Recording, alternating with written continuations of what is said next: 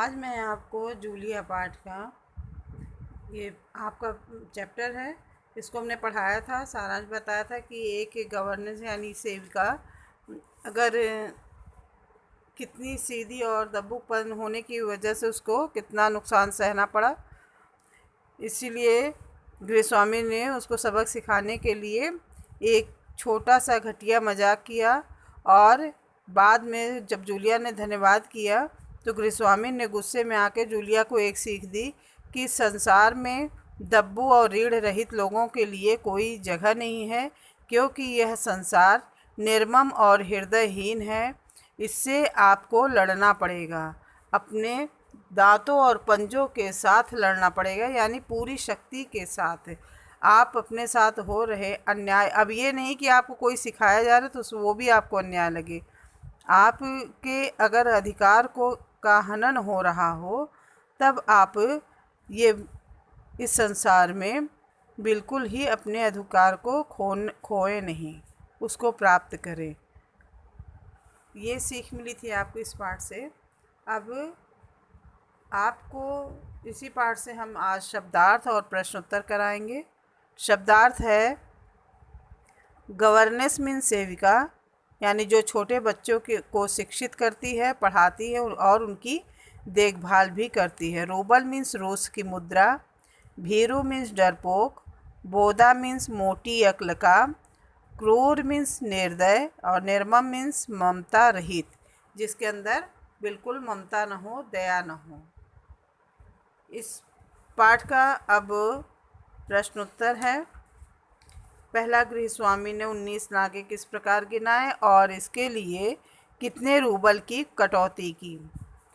गृहस्वामी के अनुसार जूलिया के कारण क्या क्या नुकसान हुआ था। गृहस्वामी ने 27 रूबल किस आधार पर काट लिए थे। गृहस्वामी को अंत में जूलिया पर गुस्सा क्यों आया और उसने जूलिया को क्या समझाया। गृहस्वामी ने दब्बू और रीढ़ रहित लोगों के लिए कोई स्थान नहीं है, इस वाक्य का क्या आशय था। आशय स्पष्ट करना है। छठा प्रश्न है, एकांकी के कौन से संवाद आपको अच्छे लगे और क्यों। फिर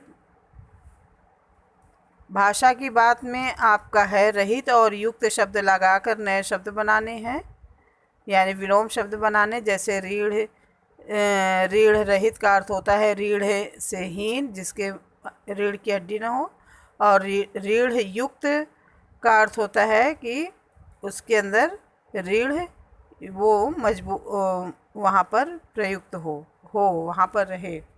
इसी प्रकार रहित और युक्त शब्द लगाकर विलोम शब्द बनाने हैं। तीसरा है विपरीतार्थक शब्द, यानी ये भी विलोम है। अन्याय का न्याय, क्रूर दया, मूर्ख बुद्धिमान, दुर्बल सबल, करुण और निर्मम। इन सब का PDF आपको भेज रहे हैं। शुरू में आपका दिया हुआ है कि रूस की मुद्रा बताइए। बांग्लादेश, चीन, अमेरिका, जापान, पाकिस्तान में के मुद्रा के बारे में आपको बताना है। तो ये आपके नॉलेज के लिए सिर्फ हम ये प्रश्न करा रहे हैं, कॉपी में आप कर लीजिएगा। रूस की मुद्रा है रूबल। बांग्लादेश, चीन, अमेरिका, जापान और पाकिस्तान की मुद्रा के बारे में आपको बताना है, तो रूस को भी नीचे जोड़ दीजिएगा। बांग्लादेश की मुद्रा है टका, चीन की मुद्रा है युआन, अमेरिका की मुद्रा है डॉलर, जापान की मुद्रा है येन, पाकिस्तान की पाकिस्तानी रुपया। अब चलिए प्रश्नोत्तर पे आते हैं। गृहस्वामी ने 19 नागे किस प्रकार गिनाए और इसके लिए कितने रूबल की कटौती की। आंसर है 9 इतवार और 3 छुट्टियां, 4 दिन लड़का बीमार और 3 दिन दांतों में दर्द। इस प्रकार 12 और 7 19 नागों के लिए गृहस्वामी ने 19 रूबल की कटौती की। गृहस्वामी ने 19 नागे इस प्रकार गिनाए और उन्होंने 19 रूबल की कटौती की। प्रश्न नंबर 2 है, गृहस्वामी के अनुसार जूलिया के कारण क्या क्या नुकसान हुआ था। आंसर है, गृहस्वामी के अनुसार जूलिया ने चाय की प्लेट और प्याली तोड़ी थी। जूलिया की लापरवाही से लड़के की जैकेट फट गई। नौकरानी नए जूते चुरा ले गई। प्रश्न नंबर 3 है, गृहस्वामी ने अंत में 27 रूबल किस आधार पर काट लिए थे। आंसर है, 10 जनवरी को मालिक ने 10 रूबल दिए थे। जूलिया के कथनानुसार मालकिन ने 3 रूबल दिए थे। इस प्रकार 13 रूबल की कटौती हुई।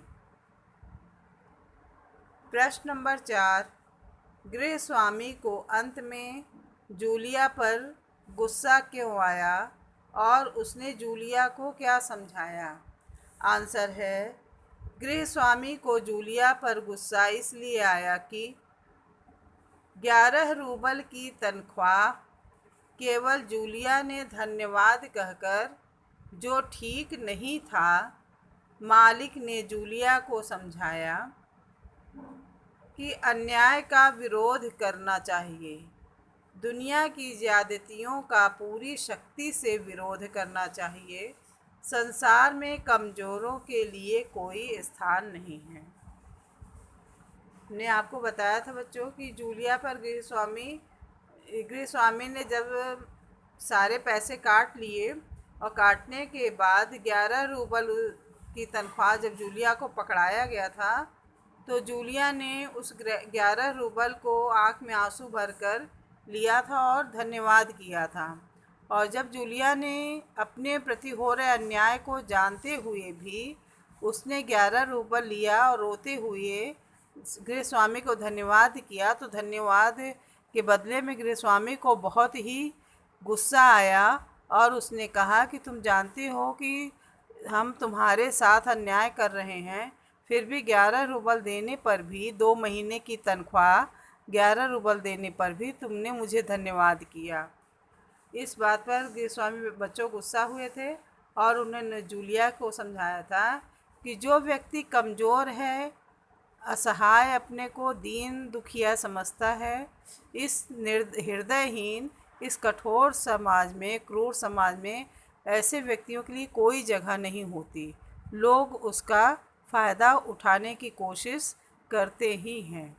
ये आज भी हो रहा है। तो आंसर इसका यही है कि गृहस्वामी को जूलिया पर गुस्सा इसलिए आया कि 11 रूबल की तनख्वाह के लेकर जूलिया ने धन्यवाद किया, जो ठीक नहीं था।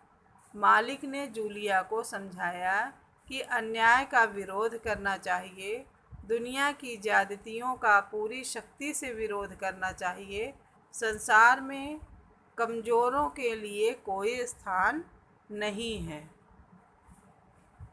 प्रश्न नंबर 5 है, इस संसार में दब्बू और रीढ़ रहित लोगों के लिए कोई स्थान नहीं है।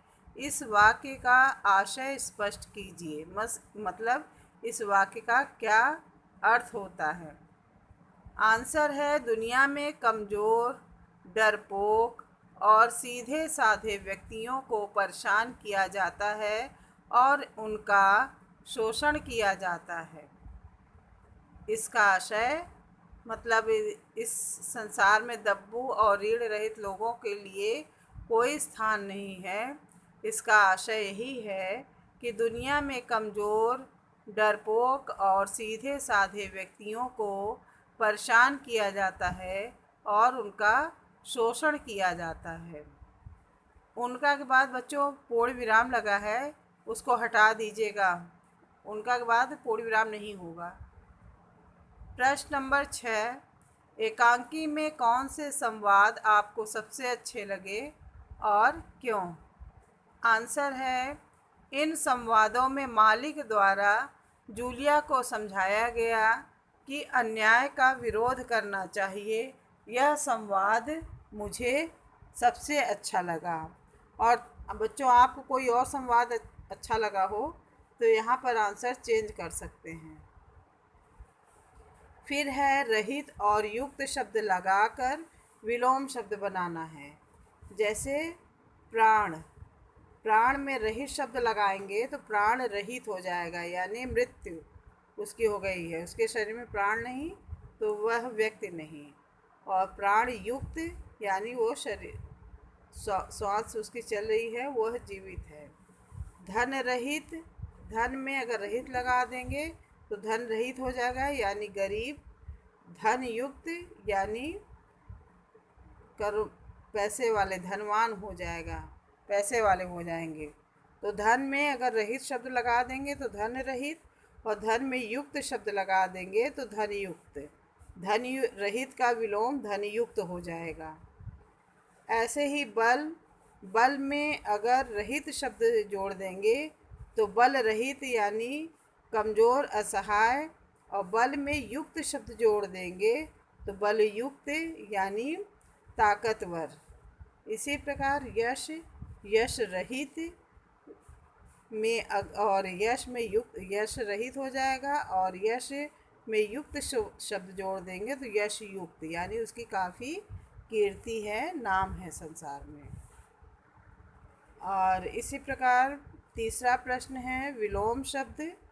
अन्याय का विलोम न्याय, क्रूर का विलोम दयालु, मूर्ख का विलोम बुद्धिमान, और दुर्बल का विलोम बलवान। बलवान ने लिखा है, बलवान होगा, एक ही मात्रा नहीं होगी इसमें। करुण का विलोम कठोर होगा। बच्चों आपको समझ में आ गया होगा, जो नहीं समझ में आएगा पूछ लीजिएगा आप। धन्यवाद।